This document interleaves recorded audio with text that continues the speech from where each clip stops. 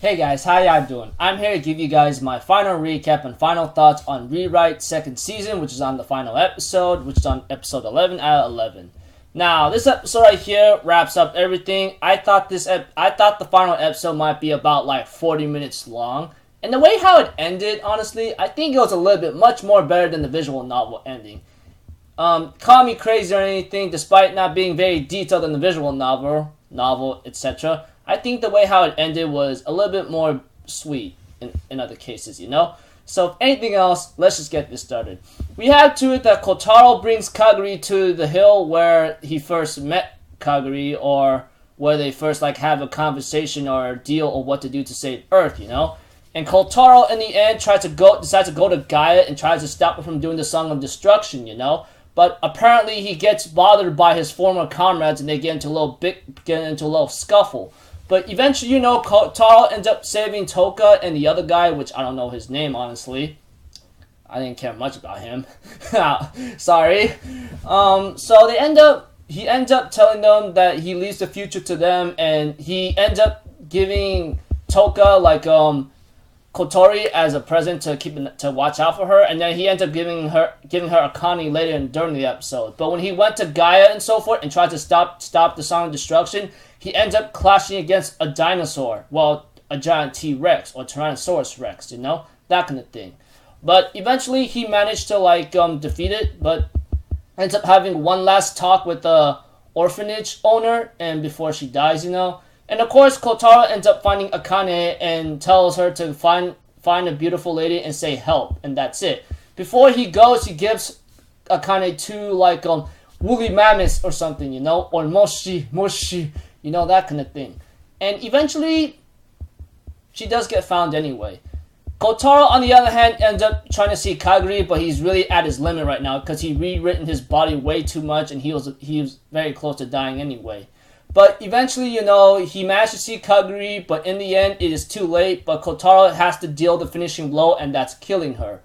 And that breaks his heart so much, but Kaguri says, you gave me some fond memories and gave me some good times, you know? If only I spent a little bit more time to, around this earth, you know? As Kotaro himself, he does show a lot of emotion in this episode, in the final episode, which is to my shock and surprise, you know? But, you know, to see him, kill the very person he loves and cares about, you know, etc., even though he did all that, killing people, trying to betraying them and so forth, which betrayal is a very bad thing to do, honestly, when it comes to, certain friendships and so forth, you know, etc. He ends up dealing the finishing blow in the end and ends up killing Kaguri, you know, but ends up saving Earth, but at the same time at the cost of his own life. Eventually, you know, Jasmine, or Yasmin, whatever how you want to pronounce her name, ends up making a story about Kotaro, you know, but he's nameless in the end. So, in order to save Earth, people end up using their own life force, such as Gaia's methods to, use familiars and so forth with their life force to help out Earth and themselves, you know. Eventually, you know, we do see Kotori, Shizuru, Lucia, Akane. Okay, Kotori, Shizuru, Lucia,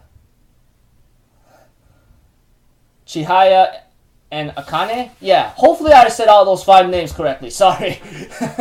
They end up, resurrecting Kotaro as a familiar, but he refuses to do whatever they say, and he instead takes them to the moon. And that's where Moon Kaguri is at. And therefore, Kotaro reunites with, Moon Kaguri, and they end up kissing, which all the heroine girls, which is, of course, Kotori, Lucia, Chihaya, Akane, and Shizuru go like, oh my gosh, you know, that kind of thing. I'm thinking in my mind.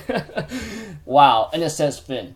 So, overall, the way how the second season became, you know, despite the minor issues, and of course first season did become the issue, and the series as the entire whole, of course it had its issues, but I think I liked the second season a bit more. Although I like the way how Kotaro is a little serious and cold, although the way how he acted and so forth is a total, D-bag or a jerk move, but I can understand why he did that for a reason. But, despite all that, you know, I think I like the second season. I think it's a little bit better than the first season, although it still has its issues and problems with certain details. No wonder a lot of visual novel players will technically go certain visual novels turn to freaking anime or something tends not to go well. And I won't deny that. Some don't tend to go well, and that is the actual fact. We all seen it, we all seen a lot of things, and we all know how it turns out in the end.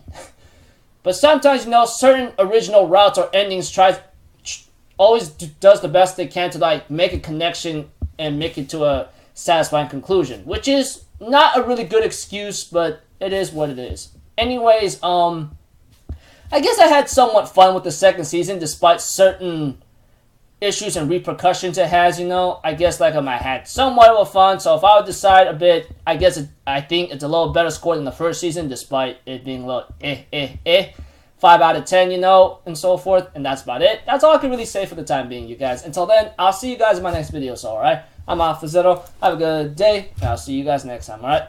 Peace out. Bye-bye.